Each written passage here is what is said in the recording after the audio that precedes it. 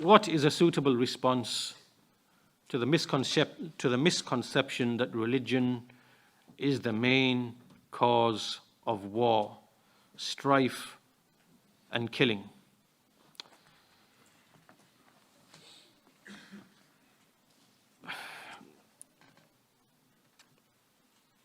First of all, you have to ask them, name one major war in the 20th century that was caused by religion. Now, we're not saying that there is not war, because in Islam has come with justice and moderation in between two, right? It has come in between the extremism of the Yahud in their Torah and what they are upon, and it has come in between the neglect of the Nasara, of the Christians, or as they allege.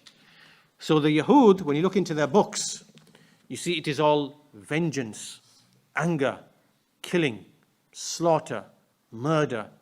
If you look into the Torah, according to what they have written, Allah knows best. We don't believe in injustice, that the Prophet's committed any injustice. But if you look at what they wrote with their own hands, and you see how it is depicted, you will see that, for example, if your forefathers 20 generations before you did something wrong to those people 20 generations ago, right, then you and all your family and your children and your donkey and your chicken and whatever else, you're going to be slaughtered.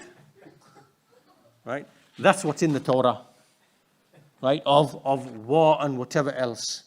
Vengeance, fiery vengeance. Right?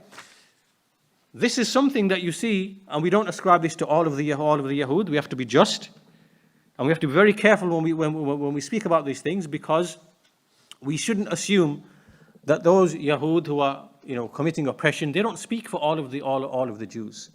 Right? There are millions and millions of Jews all across the world. Many of them, they choose not to live in that occupied land out of they believe that it's a moral choice for them not to do that. They don't believe in that ideology that is behind the occupation of that land. There are many religious Jews who believe that those who are behind that, they are apostates.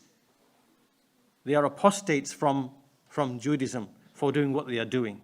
Right? There are millions of these people spread all across Europe, America, other places like that. Right? So we have to be just, and we're not ascribing this to. We're not making a blanket accusation. Like, for example, we have the Islam-hating people who speak about Islam in general terms and say, yes, Islam is this, whatever. And we have to be just. We can't speak in these broad terms. So we are speaking about a very specific group of extremists among them. Right? And you see that these people have written books. Right? They've written books. One book recently, many years back, called The King's Torah or something, where they're justifying, can we kill the babies? And they're not even fighting. And the answer is yes, because in the future they could be enemy combatants or something. So we have to kill them. And so these kind of discussions, you find the extremists among them, they speak like this, right? This is a very extreme type of war. And at the same time, you are not you're not inviting people to Tawheed. Do you see that the Yahud, invite people to their religion? They don't, do they? Right? So, but they were ordered to invite the people to Tawheed. So, but instead, again, we are speaking about a very specific category of Yahud. We're not making a generalization. These people believe that, a certain land is theirs, and then they have to fight in order to redeem that land. And then they don't call other people to their religion. Right? It's not from their way to actually do that. So no da'wah, but fiery vengeance, war. Do you understand? Right? Those two things combined. On this side, allegedly, the Nasara, they say that it is all love and peace and gentleness. And if someone gives you a smack on this cheek, and you turn the other cheek and ask them to smack the other cheek. Right? Pacifism. All this, that's what they say, that's what they're alleging. But as you know, the greatest murderers, the greatest genocidal nations to walk on this earth, were these European Christians. Everywhere they went, they slaughtered those indigenous people. Right? The Aborigines, they wiped them out. The many African nations, they wiped them out. The Americas, they wiped them out. Hundreds, excess of 100 million, right? And none of those people ever slapped them on one cheek, right? They never received a slap on any cheek for them to go and, spread the glory of Christ. And to, so they claim that it's a religion of pacifism, but actually it never was. And if these people ever gain power, they'll do the same thing. It's just that they haven't got that type of power that they used to have back in the day. But anyway, let's just say for argument's sake, let's just take them on face value. Yes, it is peace and, turn the other cheek and whatever else. And let's say it's like that.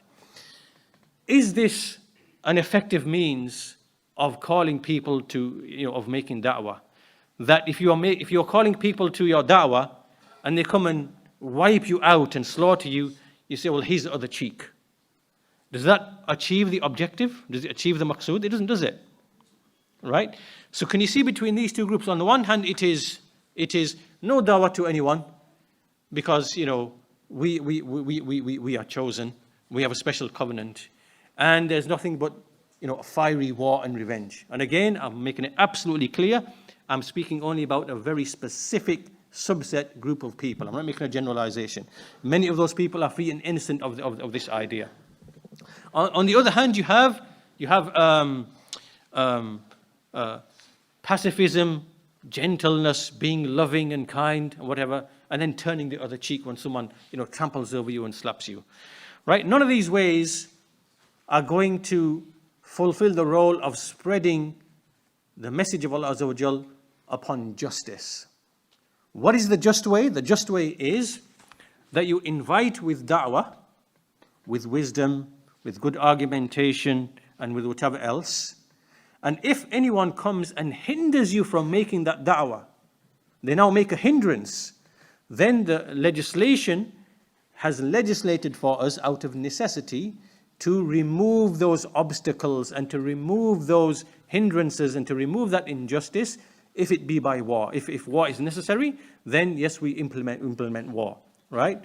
So it is calling other people, unlike what the Yahud do, on the one hand, and likewise it is not to turn the other cheek, but to repel aggression if it comes in our way. So this is the balanced, just way of spreading the deen of Islam. So whoever wants to know more about this, Shaykh al-Islam Ibn Taymiyyah, he speaks about this issue in detail in Al-Jawab al-Sahih, and explains these issues which I mentioned, that Islam came as the foundation. It is da'wah to Allah, with wisdom, good preaching, with whatever else. This is the asl, this is the foundation which has never ever been abrogated at all. It always remains in effect all the time. And as and when it is in the hand of the rulers to apply that other issue of hindrances and obstacles and to remove them, to allow the da'wah to take its course. So in answering this question, when we answer this question, is religion the main cause of war?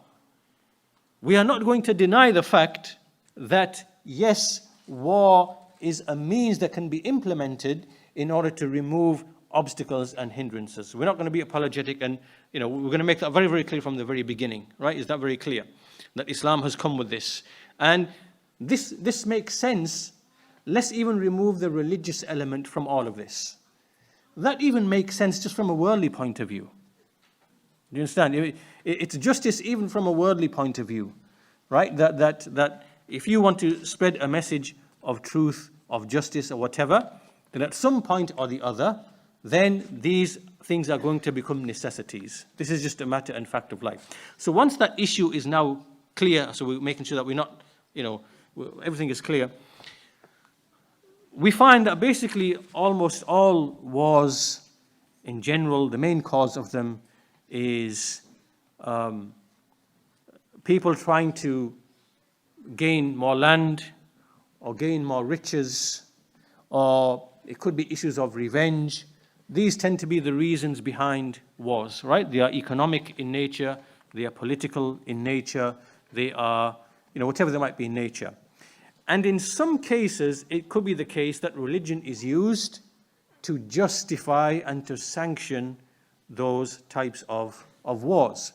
Now, this in Islam would be haram, right? Because to fight for the basis of ulu and fasad is unlawful in Islam, right? So for example, let's say there was a ruler and he embarked upon a battle, and his battle was basically to capture some land, and that land would be of economic interest and benefit, but that's the real motivation behind it. That's actually his actual motivation. It's ulu, and seeking authority, whatever, right? Then that shouldn't really be the reason. The reason should be i'la kalimatillah, right? That should be the reason. But if he was to do that, even that would be prohibited, right? So we are not denying that in history there may be instances in which some battles and some wars that religion is used or is part and parcel of the justification for that war. But is it always the case that religion was the reason for that war? And that's not always the case. No one can really only a jahil makes this claim. Only a jahil makes this claim. You know, was the First World War caused by religion? Was the Second World War caused by religion? Was the war in Iraq caused by religion? Was it really? Not really. It's about oil, really. If you're honest, and what's the reason? It's not about terrorism, and this is just for the foolish people to believe. You know, these stories about, you know, Osama bin Laden in a cave in Afghanistan. You know, we are not stupid people, right? These wars are not really. These are tricks which are played upon the people to justify wars which are already being planned and whatever else. So as we said, most wars, overwhelmingly wars, are fought for reasons, for worldly reasons. It is economic reasons, it is political reasons, and it can also be ideological reasons. There could be ideological reasons as well. And then in cases, religion could be used to justify them, it could be used to, you know, but to make this blanket statement, religion is the main cause of war, strife and killing, this is absolutely false. It's absolutely false. There's no truth to this at all. A person can't be truthful when he's making this claim. All you've got to tell him is, okay, name me all of the major wars in the 20th century and tell me how many of them were motivated, were the direct cause of religion was the direct cause. You struggle to find the actual cause to be religion, right? So this is just from the false arguments that is used. But again, in answering this question, we're not going to deny what we said earlier on. We're not going to be apologetic and deny what we said earlier on. But we're being honest about the reasons and, you know, about the reality of human nature and about rulers and kings and civilizations and powers and how they operate, right? There are worldly reasons overwhelmingly which are involved, and in some cases religion may be used to justify that.